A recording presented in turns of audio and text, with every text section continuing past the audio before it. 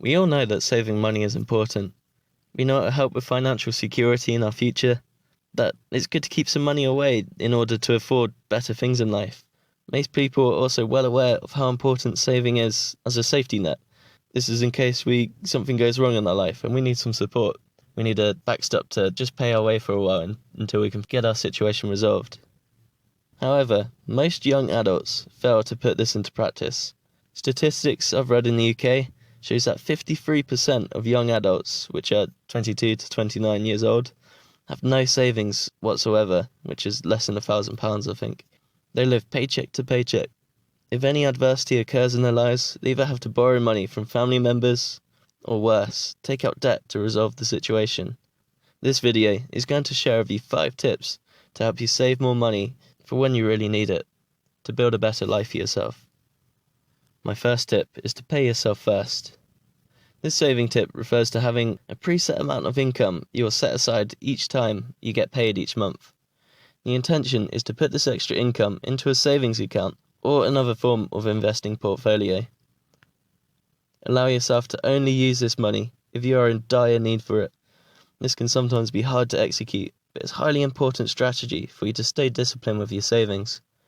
Instead of taking funds out of your set savings, a better strategy would be to predict your foreseeable month. See if any expenses which you need to be accounted for, say, you need to pay for your up-and-coming MOT or something like that for your car, or you need to pay some taxes, or your weekend away trip. Then you can adjust the percentage of savings you want to take out for that month, and then really stay strict with this. I encourage you to be strict and just live off the rest of your income. Going into your savings should be an absolute last resort. You need to stay disciplined for this to actually work.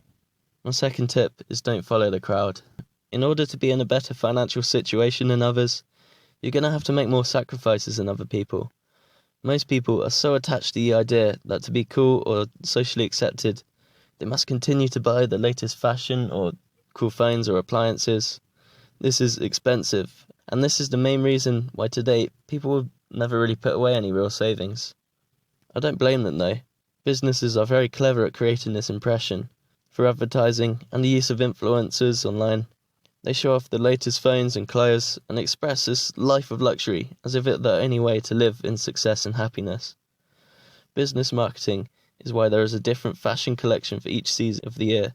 It is also why we feel the need to upgrade our phone every year or purchase the high-end branded goods.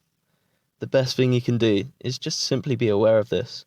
If Gucci handbags make you happy, then that's fine. I won't judge you. However, the reason this lifestyle is cool is because of the businesses who are creating this idea and selling it to you, not because of your friends or random people who are creating this trend and making it cool. There frequently is also no harm in waiting longer to buy a new phone or purchasing clothing without a fancy brand. Don't follow the crowd because it's simply cool. Your financial future will thank you. There's a great quote I read from a financial guru named Dave Ramsey once. He said, "You have to live like nobody else, so one day you can live like nobody else." So start saving money today, so you can live a much more successful, secure, and worry-free life in future. You do have to make some sacrifices if you want to live a better life than other people will. Number 3, it's also super important to keep track of your expenses. You must know what you're spending on, and even if it's something that you're not actively spending, say something that comes out each month, like your bills or your rent, this is another brilliant money made. This is a super important strategy. One day, try to write down all of the expenses you have on any given month. Out of all of these expenses, I guarantee you that there is at least one thing you can either cut or reduce your expenses on. Say, for example, perhaps your shopping bill is a bit higher because you spend a lot on the luxury goods rather than the cheaper products, and examples like that. Look at your monthly bills or your insurance payments. It may be worth looking around to see if switching your service supplier or if this may give you a better deal. You could also aim to buy cheaper alternatives to certain foods from your weekly food shop in the supermarket. Perhaps you notice you could eat in more, or drink coffee at home rather than going to Starbucks every morning. You can really use your imagination with this one. There is often always something you can do to cut your costs. For example, last month I noticed I was paying more than I needed to on my monthly phone bill. I switched to the lower rated service, offering less internet and call time, I realised that the extra minutes were rarely being used, so it makes sense for me to cut the price of my service. Having a few extra minutes of call and internet time was an unnecessary luxury. Next one is that it's very motivating to have somewhere to put the money you are saving. Saving money will be much easier once you have a tangible place you can see your financial goals being met and your savings growing each time. Although it's important to remember, due to inflation, the value of your pound decreases over time, on average around 2 to 3% a year. So to combat this, it's a good idea to put your money into a savings account which will earn you an interest, which is where you'll get a little bit of extra money back from the amount of money you hold.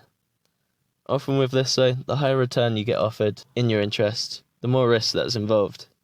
So for safety, you can look for a cash ISA. Most banks will give you this and you'll get an interest rate of around 0.5 to 2% tax-free a year. ISAs are a great way of safely putting money away for a set period of time. This, however, does lose you money in the long run against inflation because that's increasing by 2 to 3% a year. If you are looking for a better return and are willing to hold your savings for a more significant amount of time, great wealth can be made out of investing your savings. The annual average return of the stock market is around 8%. There are many investment funds and trusts that can give you this return as well, so you won't even need to learn too much about investing in the stock market for this to work. You just need to spend a bit more time learning about what you're investing in and creating a bit of a general knowledge base around this so you know what to do with your investments once you buy also. There's a lot of investment knowledge which I can give you with Money Are Concern. You'll see this either on the website in the investing section, and also I'll be posting a heck of a lot of videos coming out soon on investing and the stock market particularly. The last tip I have for you is you don't always need to buy things first hand. A brand new car loses 40% of its value once it's been sold and driven out of the shop. Phones tend to last around 3 years, yet many people trade theirs in after a year or 18 months to get a new one. Many people get into new sports or activities, they buy the equipment and then only use it once or twice. There's so many opportunities out there to find a cheaper thing for not much less in value. Some things don't make sense to buy first hand, not when you can often purchase a very similar item for a hugely discounted price due to it just being used a tiny bit. There are many great bargains out there if you know where to look. The next time you need to buy a car or a major piece of sports equipment, I challenge you to have a look on some of the second-hand sites. You'll be amazed to see some barely used equipment at bargain prices compared to its retail price. You end up spending a lot less on something that effectively does the same job.